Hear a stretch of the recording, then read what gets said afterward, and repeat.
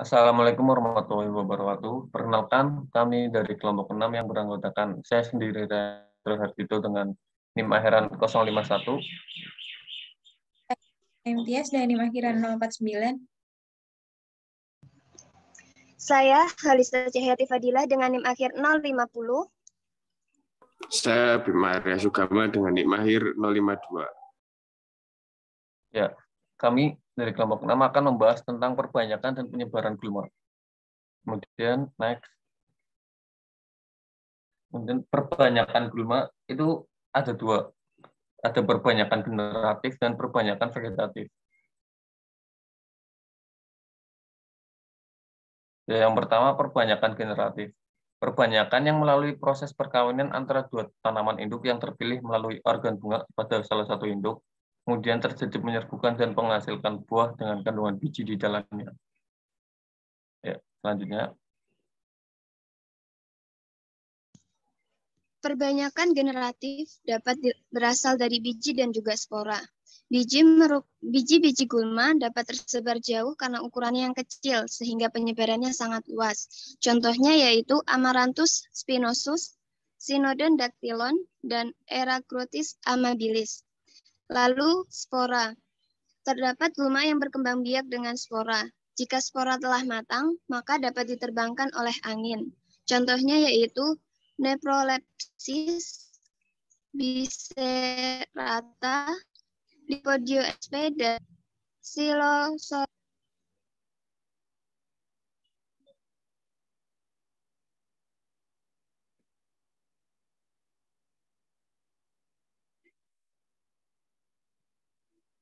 Lalu perbanyakan vegetatif. Perbanyakan vegetatif merupakan perbanyakan gulma yang berkembang biak tanpa melakukan perkawinan. Gulma yang memperbanyak secara vegetatif sulit dikendalikan karena banyak memiliki organ vegetatif dorman di dalam tanah.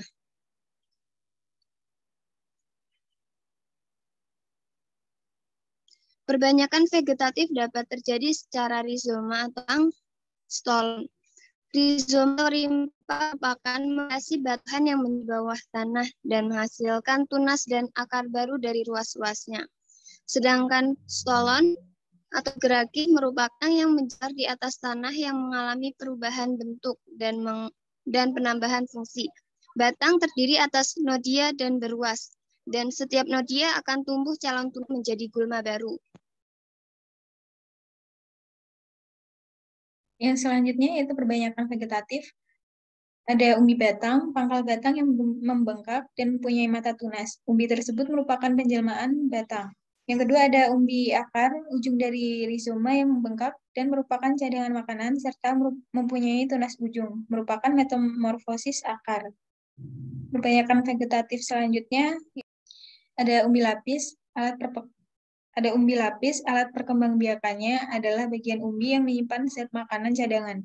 Batang merupakan bagian kecil pada bagian bawah umbi lapis. Di antara lapisan terdapat tunas yang dapat tumbuh atau batang yang memendek, mempunyai lapisan berdaging. Selanjutnya ada runner, stolon yang internodianya sangat panjang membentuk tunas pada ujung, batang yang tumbuh di ketiak daun pada dasar tajuk dan menjalar di permukaan tanah. Penyebaran gulma dari suatu, yaitu yang selanjutnya ada penyebaran gulma. Penyebaran gulma dari tempat satu ke tempat yang lain dapat terjadi melalui aktivitas sendiri, dengan bantuan alam maupun dengan bantuan makhluk lain. Penyebaran gulma dapat terjadi dengan cepat dikarenakan adanya penyebaran biji gulma serta sifatnya yang mudah beradaptasi. Bima, yang selanjutnya akan dilanjutkan oleh teman saya, Bima. Baik, selanjutnya adalah autokori atau aktivitas kekuatan sendiri. Penyebaran gulma yang terjadi secara mandiri tanpa melibatkan faktor-faktor gulma menyebarkan turunannya melalui biji. Selanjutnya hidrokori atau air. Penyebaran gulma terjadi karena adanya bantuan air. Organ perkembangbiakan gulma yang terjatuh pada air dapat berpindah karena adanya pergerakan air. Organ dapat berupa biji spora atau individu. Next. Selanjutnya ada anemokori atau angin. Penyebaran gulma terjadi karena adanya bantuan angin. Organ perkembangbiakan dapat berupa biji atau spora yang memiliki ukuran yang kecil dan sangat ringan hingga dapat dengan mudah berpindah. Kemudian ada epizokori atau hewan.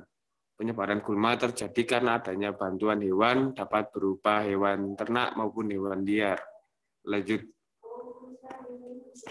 Selanjutnya ada antropokori atau manusia.